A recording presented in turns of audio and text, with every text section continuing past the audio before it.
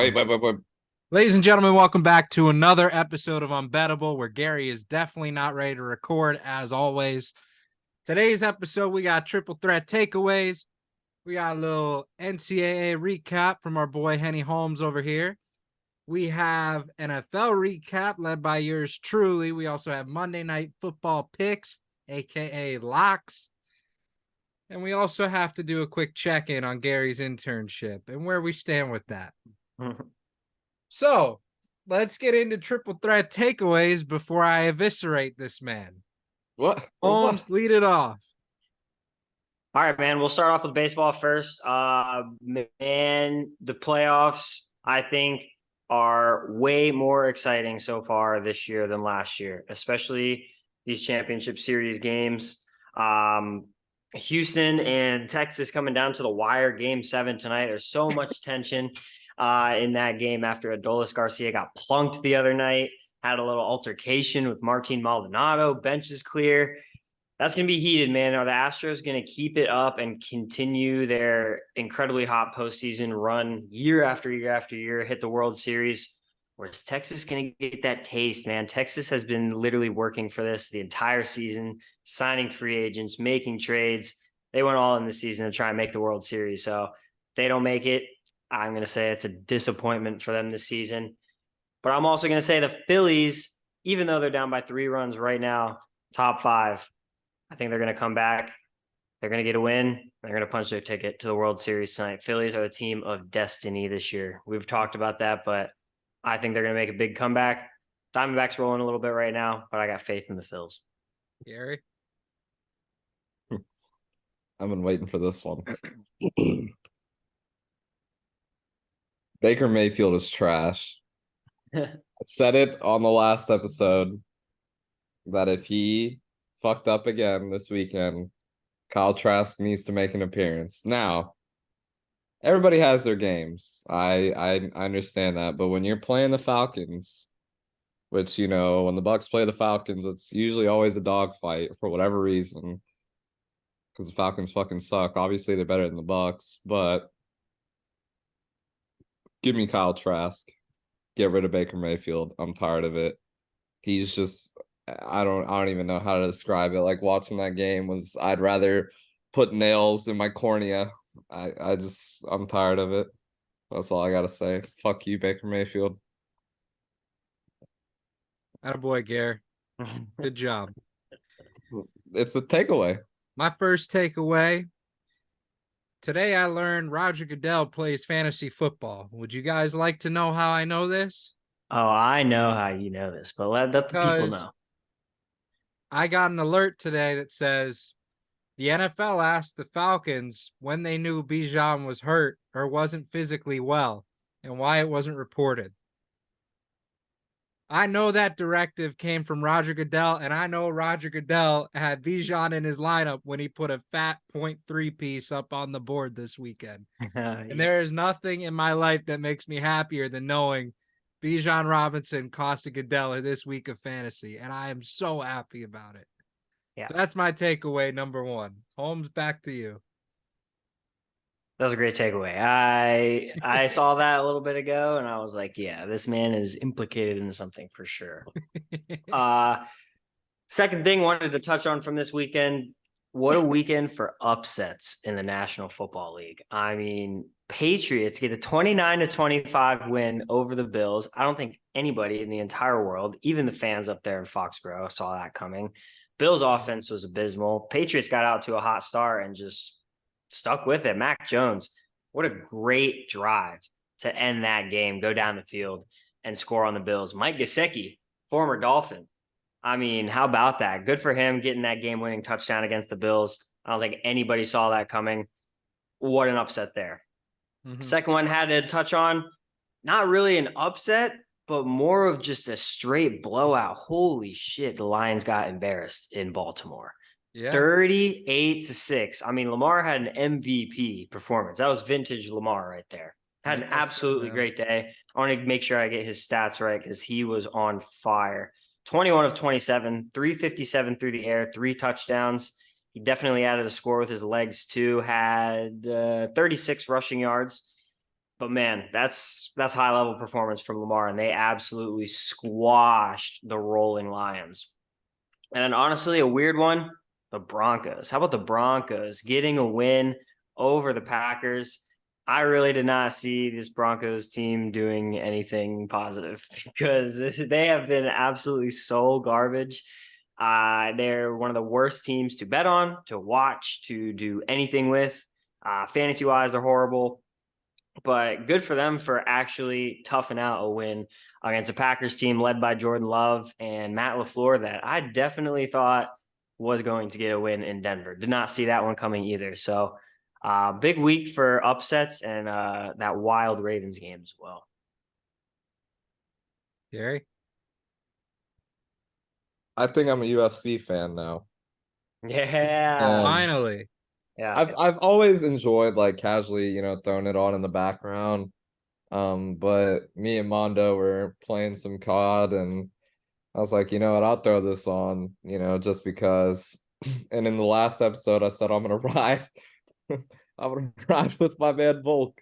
And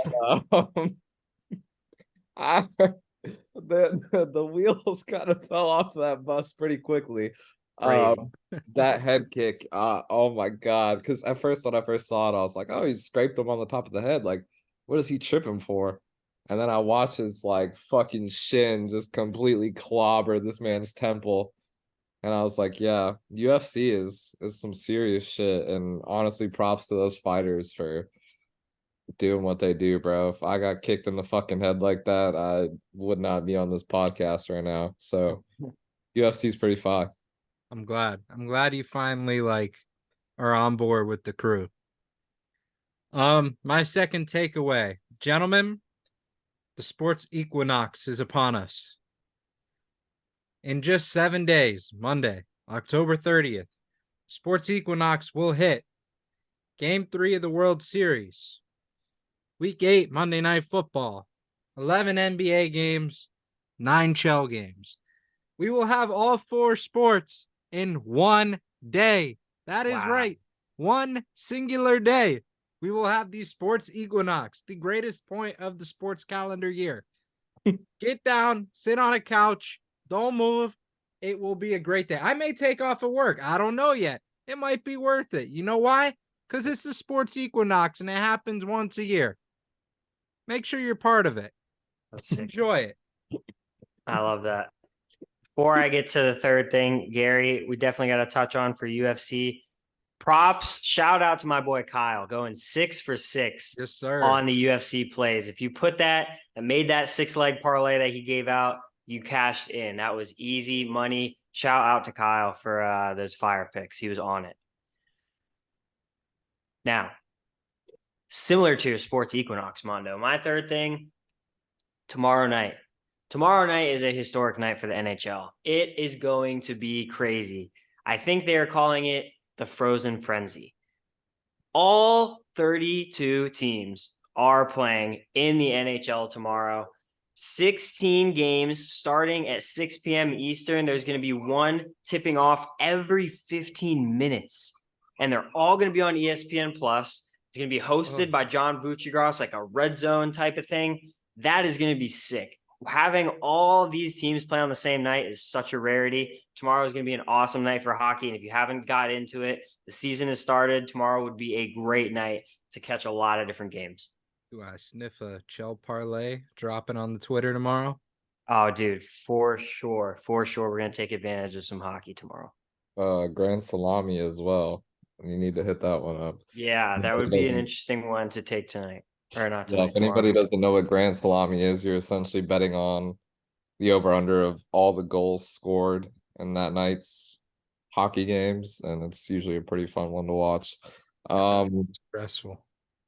But my third take. What is my third take? Actually, I know what my third take is. The Gators are going to beat the Georgia Bulldogs. Whoa. And you want to know why I know this? Because I am a Gator fan. And I believe that the loss of Brock Bowers is going to be what we need as Gator Nation to beat the Georgia Bulldogs. and we will become the best team in the SEC. That's my take. I respect the hell out of that. It's gonna be a big weekend. My final takeaway. Gary has gotten an F as an intern so far. Oh, Gare. First day on the job, the man slept until the game started. What are we doing? I had to tweet out the pics. Mm. Your job is the social media guy. You tweet the pics. I had to tweet them. See, according to my calculations, the game started at 12, and I was up at 11:15. And by No that, pics go out by 11. I was never told this until now, so there you have it. Holmes, when do pics go out? Don't even fucking say it, Henny Holmes, because he's never said it. I don't know exactly what time, but picks got to go out Saturday morning, but like 10, 11, right before game time, man. We got to give at least the people gotta some wake time to up. lock it in if they haven't listened, they haven't watched. Gary, I know it's an internship with an up and coming company. It's not that crazy. I did the same thing when I was in the same program as you. I had a lot of free time. Just when we do social stuff, just give it your all. Post at least twice a day on every account. Just do something. That's all I ask. That's all I want. Okay? I love you. That's why I'm not screaming at you. But just that's all I want. Just make sure everything's active. That work? Yep. Okay, you're back to a C. We're starting fresh, starting new. Love it. All right. I'm glad we got that out of the way, and I will teach you how to clip stuff. Gary sent in the chat, Mondo is a bitch. Guess what? He's down to an F. I hope your professor calls me tonight. I'll tell him exactly how hard you've been working. Well, he is a C. I'll tell her too. Whoever wants to listen, they're going to know. Her name's Gary's a Jessica. slacker. He has 100 free hours in the day, and he spends all of them playing Call of Duty, a shitty Call of Duty, no less. No, I did stuff today. Oh, excuse me. Sorry. Come on, Gary. Just let's step up the socials, okay? Captain. All right. Now we got that out of the way. Holmes, take us away in college football recap. All right, let's get it. We'll drop into some of the biggest ranked games of the weekend first, and we'll touch on how I did this weekend betting wise. Some of the ranked games that caught the attention of a lot of people. Ohio State gets a nice 8-point win at home against Penn State. Penn State's offense did not show up at all, and as we thought, this was a guaranteed rock fight. Just both defenses went at each other. Very low scoring 2012 final there. Oklahoma kind of just barely escapes with a win against UCF 31-29. UCF hung in there pretty good amount. Yeah, John Rice Plumlee played really nice. But as we'll talk about in the bet section, Dylan Gabriel came through for us. He was big in that game. Alabama, incredible comeback win against Tennessee, 34-20 at Bryant-Denny Stadium. They were down 20-7 coming into the half, came out and put up a 27 spot in the second half and absolutely ran through Tennessee. Crazy game there, crazy game. And then the other one a couple more I did want to touch on. Virginia gets a massive upset, 31-27 against North Carolina. Drake May did not look good. I think he had 3 picks in the game. Definitely giving up UNC's title and playoff hopes right there in that game, unfortunately. Duke gets a nice win over Florida State, gets a nice win over Duke 38-20. They covered there and had a massive second half to come back and really put the pressure on the Dukies after they lost Riley Leonard. And then the last one, Utah gets a great win at USC 34-32. Utah has Caleb Williams' number. How about the Utes? USC is pretty much, I think, fallen out of playoff hopes at this point, and Caleb Williams is definitely out of the Heisman race, not looking good in these past 2 losses. Let's get into how we did on the betting slate this weekend. 7-3 overall, pretty good day for college football. Betting wise, UCLA minus 17. That was an easy cover there against Stanford. Wake Forest and Wisconsin money lines, man, we were sweating both of those out until the very end, but both teams come through in spots that they should have gotten a good win, and they did. Miami, talked about this on the pod. We knew Miami and Clemson, the wrong team was favored. Miami plus 2.5. Get a great win there against Clemson. Dylan Gabriel, both props cash for Dylan Gabriel against UCF. Over 2.5 pass touchdowns, over 24.5 completions. He looked great against the Knights. And the USC team total over 30.5. Just barely got it with 32, but that was still too low for a USC team that can put up points at any time and has still kept that streak live of scoring 30 or more at home in every game under Lincoln Riley. The ones we lost, though, Florida State -7 at the half. They did not start out as hot as they normally have this season. That was a little disappointing. Tough one to miss there. Bama, Tennessee under 49. I mean, that was looking good for a while until Bama absolutely came out in the second half and railed Tennessee's defense. So not much we can really do about that one either. And then the Oregon team total over 40.5, man, that blows me. I was really mad about that one. Oregon totally should have hit that number. And against Washington State, they even let in a backdoor cover. So unfortunately for all you Washington or Oregon spread bettors out there, that was a pretty bad beat there at the end. So that was not a bad day at all. Very good college football betting day. We're going to look to keep it rocking, obviously, this upcoming weekend. Definitely have a pick on Florida, Georgia, and a lot of good ranked matchups this week for sure. Nice. Gare, anything for college football?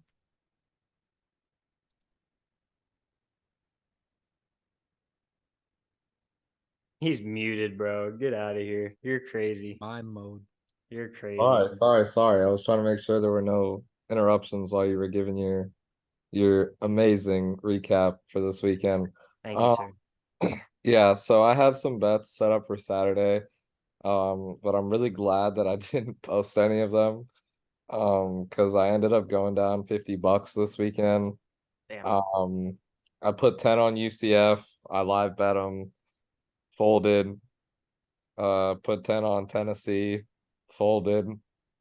Where else did I go wrong? Oh no, and then I went wrong yesterday because I was trying to make my money back, and it was just a steady decline. But Okay. Yeah, you're on a slide right now. Gare, I am right there with you. I tweeted out, and it was in fact true. I was not able to eat lunch today. I had a horrible weekend betting. Usually goes one to two ways: a nice steak dinner or no lunch. And this week we're in the no lunch category. I'm having a really rough year. It's been tough. It's been tough out there. You know, just betting wise. Holmes, I know you got the records on hand if you want to read those out, but I'm in shambles. So Hey, it's no worries, man. We'll start off with you, Mondo, because I promise you it is not as bad as you think it is. You're 10-13 so far in college football, 10-13-1 in NFL. It could be a lot worse. Trust me. That's okay. You had a really bad weekend this weekend. College football and NFL just didn't really come in that great, but that's all right. Last weekend for college football, you're all over it, man. And NFL, you've been staying hot with that. But your anytime touchdown record for the people watching at home, anytime touchdowns in the NFL, you listen to this man. He is 12-7. These are all plus money bets, mind you. Probably the only bet that he's making that's not plus money at this point is Christian McCaffrey. And he's probably, -110, -115 to score. But all of these guys hitting, Tyreek Hill's hit twice, Devon A-Chain, Sam Laporta, Raheem Mostert, Tyreek Hill again. I said Tyreek Hill twice. Keenan Allen, Amon-Ra, Stephon Diggs, Jahmyr Gibbs, Travis Kelce. I mean, they're all cashing up. So be very happy about that 12-7 record. That's really good shit right there. all right, I'm not that upset. You cheered me up a little bit. Yeah, dude, come on. I got you.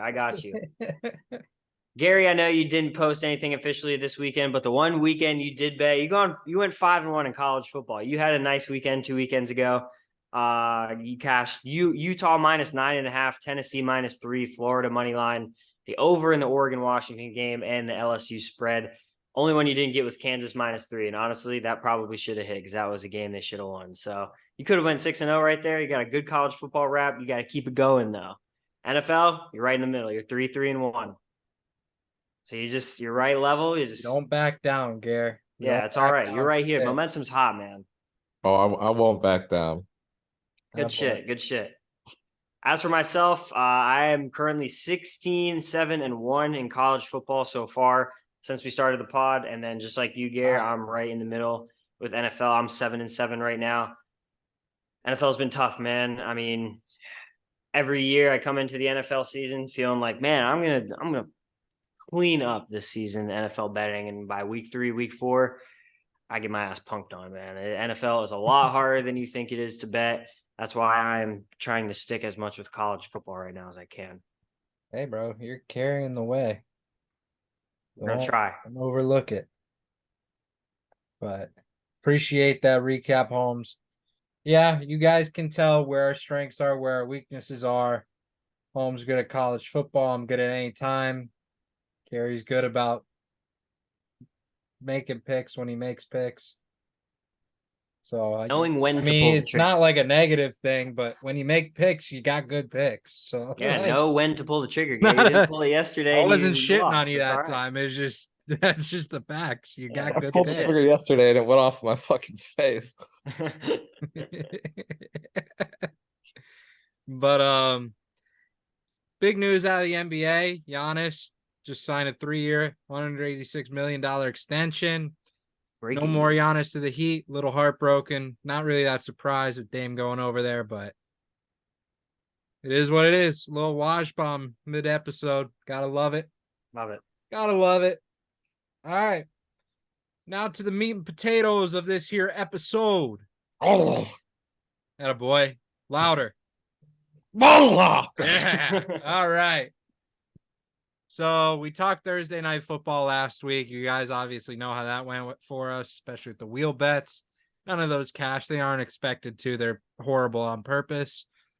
I guess let's go ahead and start with the biggest game of the weekend. Dolphins, Eagles. What started out as what seemed to be a shootout just very quickly fell apart. Dolphins fall to 5-2. Gary, I'm not sure the Bucks will know what 5 wins looks like the whole year, so I'd stop with that. Oh. But yeah, it was a tough game all around. It's tough to match up against AJ Brown, Devontae Smith when you don't have your 2 cornerbacks. I mean, that's not a dream scenario right there, but we couldn't get anything started on the offensive side of the ball. Drops were everywhere, penalties galore. They weren't getting called for anything. It was a tough game to watch. I wish I just went to bed, but I didn't. And now I'm extra exhausted today because of it. So I'll pass it on to whichever one of you wants to take it, but Dolphins money line obviously did not cash. So Yeah, I'll just say just tough game overall for Miami.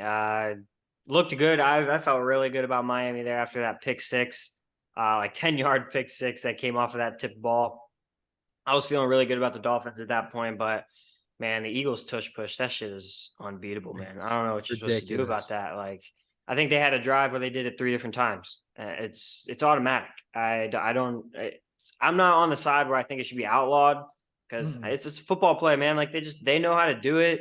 Other teams have tried it, they can't do it. Like for some reason, they have figured it out, and I'll give them credit for that. But yeah, I think I would have liked to see a Miami win there. They've been looking great so far this season, but unfortunately just run into a tough Eagles team that was coming off a bad loss last week. So they were definitely extra motivated to get that win in prime time. Okay. Yeah. I mean, honestly, watching that game, I really didn't care too much about the outcome. But overall, it was like a great game to watch. Just watching Tua and Jalen Hurts battle it out. That was exciting. Um, like Hurts said, that tush push bullshit. I said something about it in our group chat, and I was like, what do y'all think about this? And it's funny because a lot of guys were leaning towards the side of it should be outlawed. But then keep in mind, a quarter or 3/4 of our fraternity is from South Florida. Yeah. So, they were, of course, mad about it. But I mean, I don't know what you can do. You had Miami's defense lining up, goddamn fucking inch off the ground trying to stop it. And it's Yeah. just, I mean, I was trying to think about it. I was like, how would you stop it? And I don't think there is a way. I don't know what to do there. There's not. That's just long story short. There's no way to stop it. That O line is unbelievable. The fact that Jason Kelsey literally just falls forward And like he doesn't even block on the play. If you watch, he'll snap the ball and then just like fall on the Yeah, floor. I figured And it like out. it still works every single time. It really It's does. mind blowing. I love watching it. I hate when it's done against my team, but it is incredible to watch. Yeah. On to what some are calling one of the biggest upsets of the weekend. I think all four of us called it on the episode, but Bears beat the Raiders 30-12, and your boy, because of injuries, had to start Deonta Foreman. Paid off a little bit. 89 Nice. yards, 2 tutties on the ground, another tutty receiving. Nice. Smeej looks like an idiot. It's good all the way around, man. Life's good. Life's good when you do that. Love that. Yeah, tough 2-4 weekend betting NFL for me, but Bears money line was one of the plays that came through. This was just one of those weird spots. Like you just have to take the Bears here. It's a battle of backup quarterbacks, and one of them was undrafted. You just got to do on principle. You got to take the undrafted guy there. The Bears have been so bad. It just seems like a massive trap to try to bet the Raiders right there. So, try to bet the Raiders at that point. I mean, I just don't have any faith in Brian Hoyer. That's just it. And the kid looked good. Bajan, I think his name is Tyson Bajan, something like that. Yeah, the kid looks pretty good for the Bears. So good on them for getting a big win. I didn't touch on that upset earlier, but that's a great win. Yeah. I don't got too much to say about this game, but I wish I would have pulled the trigger on what I said in the last episode and actually bet it. The power of Nick Lipinski took over this game and the Bears came out with a dub. Yeah. So shout out to him. Shout out to the kid. He was a happy boy on Sunday. Hey, boy, Lip. Yeah. Congrats to Lip. Finally got 2 wins on the season. Proud of you, dude. Now on to what felt like the longest game in NFL history. Well over 4 hours in length. It had a little bit of everything. It had, a rapist get knocked out of the game. It had a dude with the mustache balling out at QB. You had Jonathan Taylor balling. Questionable calls to end the game. Browns 39, Colts 38. Myles Garrett is elite. Probably the best player on the planet, if we're being honest right now. Guys, what are your takeaways from this game? Because there was a lot that happened. Yeah, this shit was crazy. This is actually where another one of my bets cashed. The only other one of the weekend. Gardner Minshew finally threw a pick against this good Browns D, but I say good Browns D, and hell no, bro. They let up 38 points to Gardner Minshew and the Colts. That was crazy. The only man who actually balled out for them was exactly who you said, Myles Garrett. Holy hell, that guy had a game. Yeah. He is making a very strong case for Defensive Player of the Year right now. That guy's just out there having MVP fun too. Yeah, he's just having fun, man. Like he just seems like he's in his element. I don't think I've seen him play with this type of energy and tenacity on such a consistent basis. Like good for him, man. He took over that game. Yeah. Gare? Sorry, I had to migrate. My favorite thing during that entire game was just watching I'm all frazzled now. Deshaun Watson get his shit rocked. I think it's hilarious. I love how I keep referencing last episode, but I feel like we literally were like fortune tellers last episode with not so much the smart things we were saying, but some of the more stupid shit we were talking about. Like how I just don't really like Deshaun Watson and watching him get knocked out. It was like somebody was listening to me. But it was interesting watching the Colts play without AR. I feel like they're definitely not as good of a team. But I also think that's just because AR is just a battering ram who fears nobody or nothing. But yeah, I mean, the Browns 4-2. Who would have thought? So I know. Absolutely unreal. Yeah, we mentioned it early in the episode. It was the weekend of upsets. Patriots beat the Bills 29-25. Mike Gritty. Wow, what a performance after that touchdown. Forget the touchdown, man. His Gritty is otherworldly. So proud of that man. I hate that he left, but wow, does that look good. He's come a long way in perfecting the world's worst Gritty. I'm so proud of him. Shoot, I don't got much to say here. I covered it a little bit earlier. It's a crazy win for the Patriots. Good on Mac Jones having a game-winning drive there against a pretty tough defense in the Bills. And a big wake-up call for the Bills. I think they're a little more fraudulent than people will have you think. Fraud alert. Fraud Yeah. alert. Like I said, the Bills only play as good as their opponents do. And I think this game was a prime example of that. I You mean, did say that on Friday. I remember you saying that. yeah, Yep. and here it is, 29-25. Yep. I'm just calling it how I see it straight up. Good job, Gary. Man, tell me it's a lie. Without a doubt, the most boring game in NFL history. The Giants won 14-7 against the Commanders.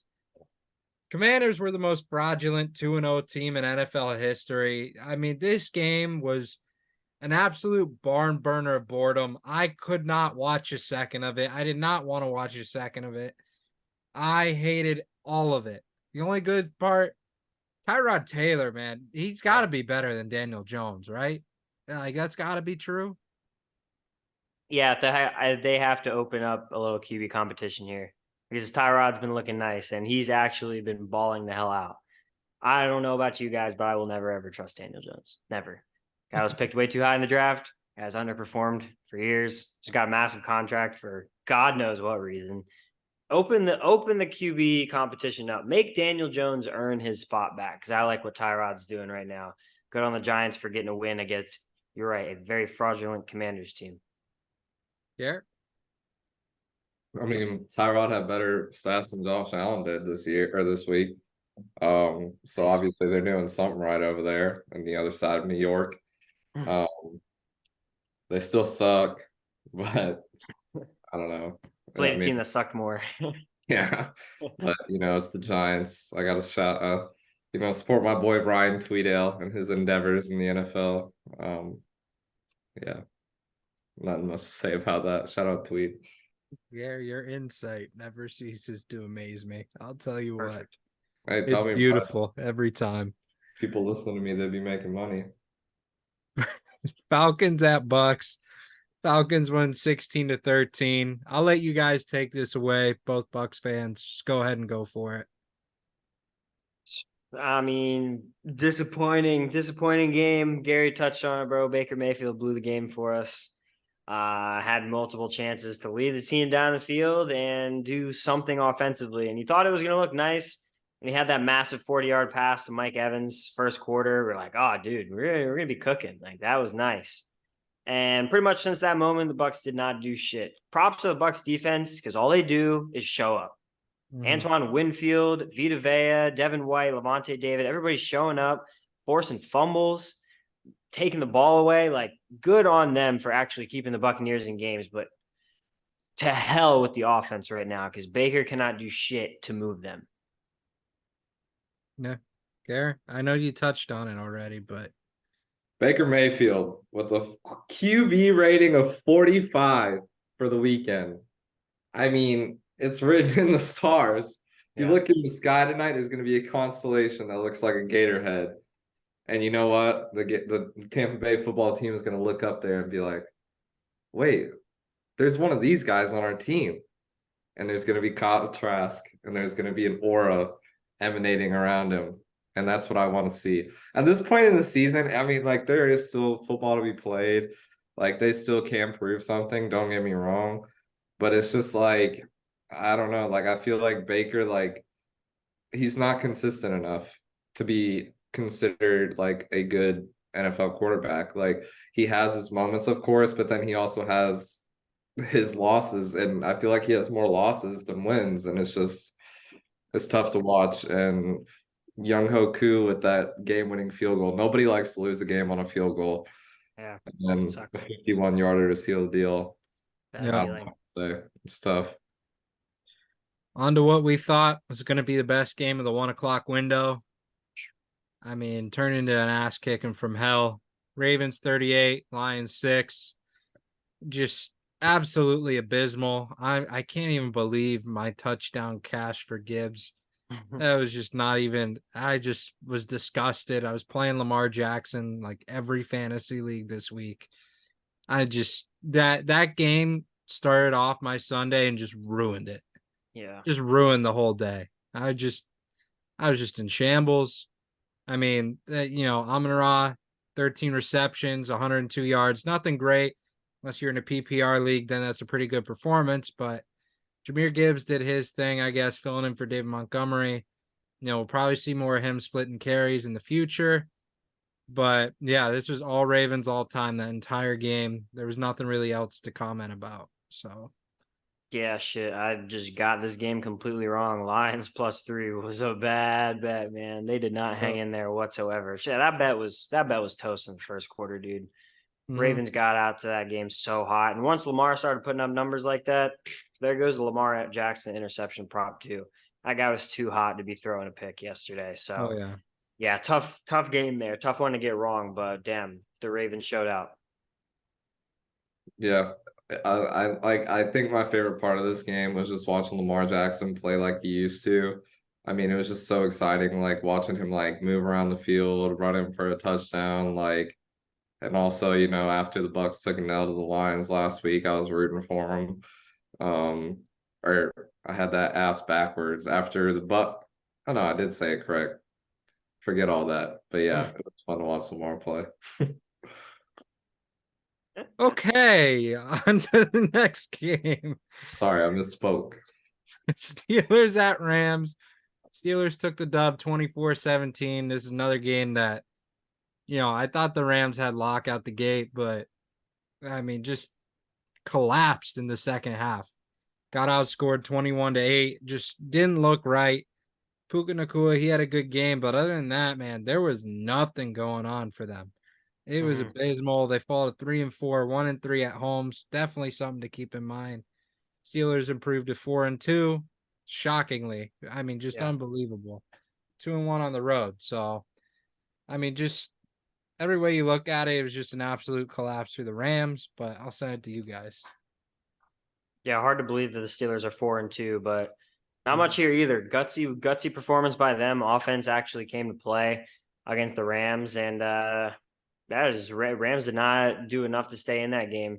Definitely, I think they're a little bit affected by having what's that? Kyron Williams. Definitely affected a little bit by not having his effectiveness in the run game.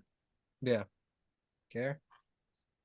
Shout out to this game for being the one that ruined the parlay that was actually going to be the thing that took me out of the dirt this weekend.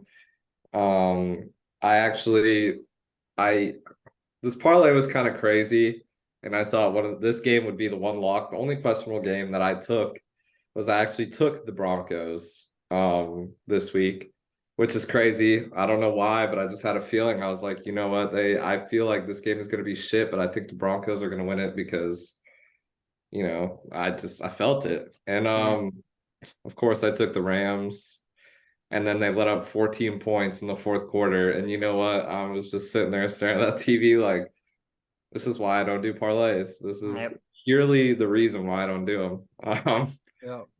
And gave my desk a couple bangs with my fists and kept it pushing. But it is what it is. Yeah. On to Seahawks Cardinals. No real surprises in this game. Typical NFC West matchup. Minimum 2 scores. Geno Smith did pretty average, 219, 2 tutties and an INT. Kenneth Walker, he's been balling this year. Smith and Jigba finally got his tutty. But yeah, nothing really crazy. Cardinals are 1-6. Seahawks 4-2. Just a pretty average NFL game. Probably one that we should have bet, and I would have bet looking back at it, but just easy lock for the under. Wish I took Seahawks spread too. So yeah, shit. I don't got anything here. Good win by the Seahawks. This is just such a boring game to me.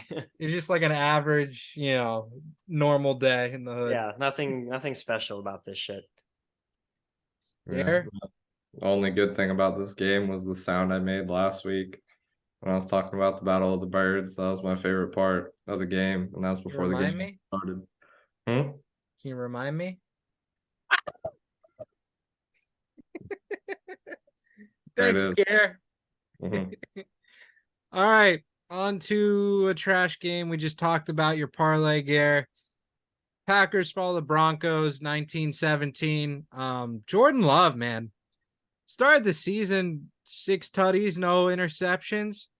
Holy hell, has that man fallen off a wagon? Mhm. I mean, he looks worse than an alcoholic at a bar. He is terrible. Absolutely terrible.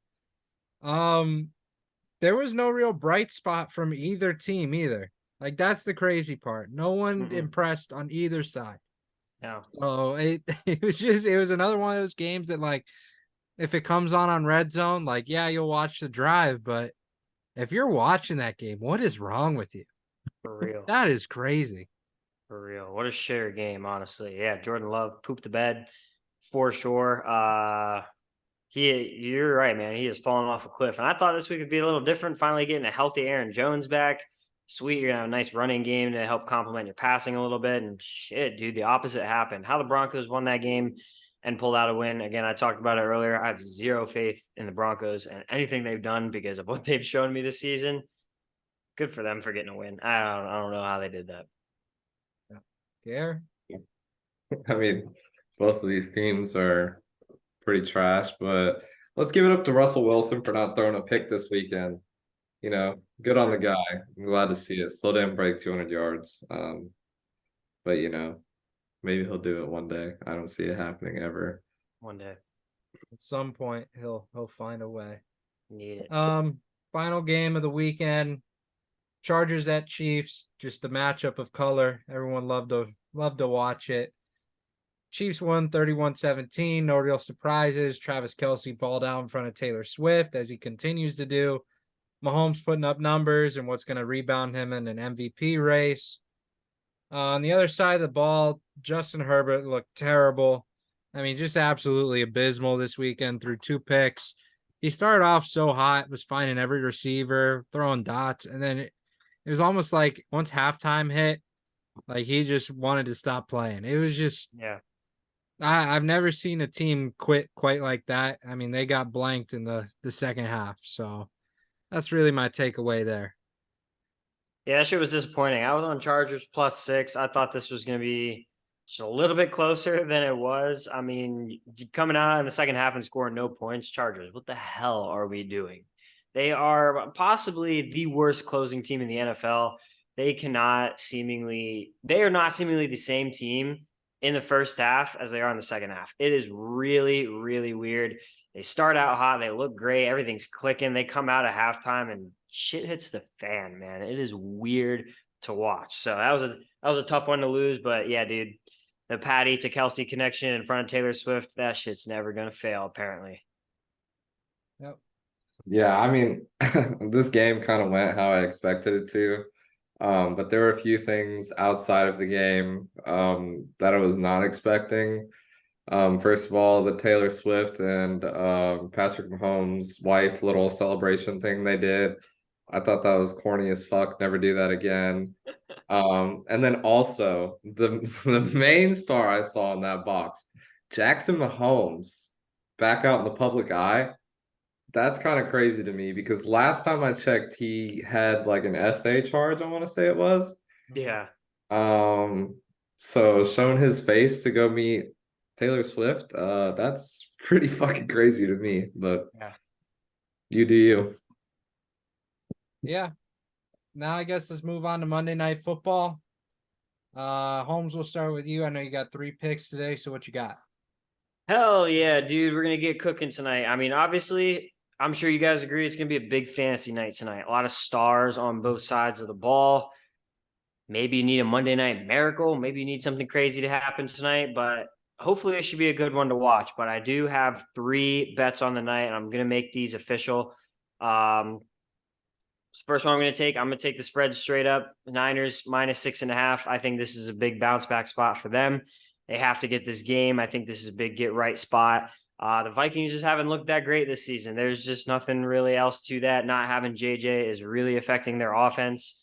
I know Trent Williams is, I think, doubtful, and Debo is out.